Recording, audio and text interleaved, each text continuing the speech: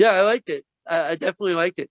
So now I guess we can jump right into how do you pick the styles? Now, did you have, when you're reading the book, or you're reading it, maybe you go through it, page 1 through, I think it's like 280, whatever. Mm. Then do you read it again and kind of pull the characters out and say, here's a mention of character 1, character 2, and then how you're going to put what voices, this one's going to be high pitched, this is a older woman, a younger male.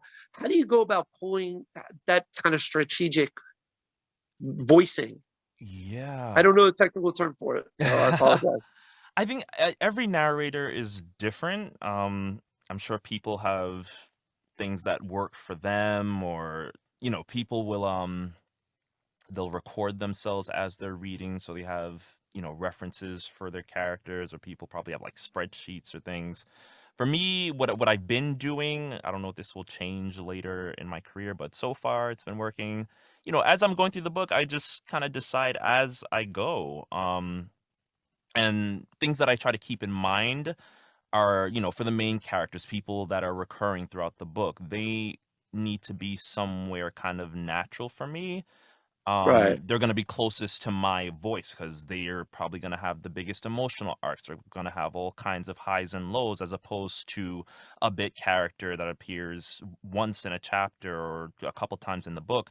I can have a little more fun with those and be a bit more dynamic because I don't have to reach all those highs and lows with them. They can exist somewhere a little more caricature cartoony, things like that. Um, so I decide that as I'm reading. So for JaMark, he's a Southern boy. He's around my age, so I didn't really have to do much for him. Um, but he's also got like this cocky attitude about him. And, he gets completely broken down and built back up again. So I tried to have sort of this quiet stoicism about JaMark. Yeah, that's Um, one thing I noticed. It was yeah, it wasn't timid. It definitely had a quiet confidence. yeah.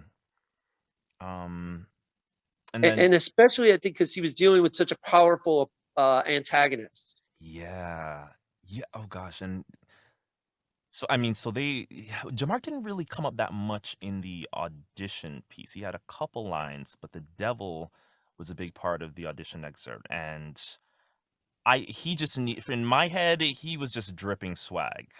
He had a walk, he had the whole vibe, and when he enters the room, everyone's just like, "Ooh, who's that?" He commands Yep. attention. Um, so just the charisma, the charm, I wanted all that to be dripping off of him, and hopefully you can hear that in the way he speaks. Yeah, absolutely. And I tried to portray that in the writing because I Mm, would say that, he came up out of the dirt and wiped the dirt off his shoulders, yeah, which is such a pop culture, just a swag right off the bat. yeah. It's like can't be concerned, let me just wipe my shoulders off a little bit. And just the nonchalance of this super powerful creature. Um and so what was it like being the devil? I mean, like I get to write it, but you got to be it. Well, it's when it comes to characters like that, for me, you can get like kind of caught up in, oh, it's the devil, and I guess put a lot of pressure on yourself to make it bigger or, more than it needs to be. But, Right. you know, we as humans, we don't really have any conception of these people, these beings, these entities, or their real nature. We personify them in our writing and Right. in our media, and so all they are is just characteristics that we can all embody as human beings. So to me, to simplify it, it's just a character who has wants and needs and objectives. And when you break it down to that fundamental level, it's very easy to play their emotions and their highs and lows and get into, the mindset of the devil, even though it's just his antagonist, with a lot of swag and all that going on. Um, but because he's the antagonist, he's a lot of fun to play. I love getting to do those characters because they just have so much sass and so many quips and insults and things, and it's just things that I wouldn't do in real life. So I love when I get to do Right. it in a in a project.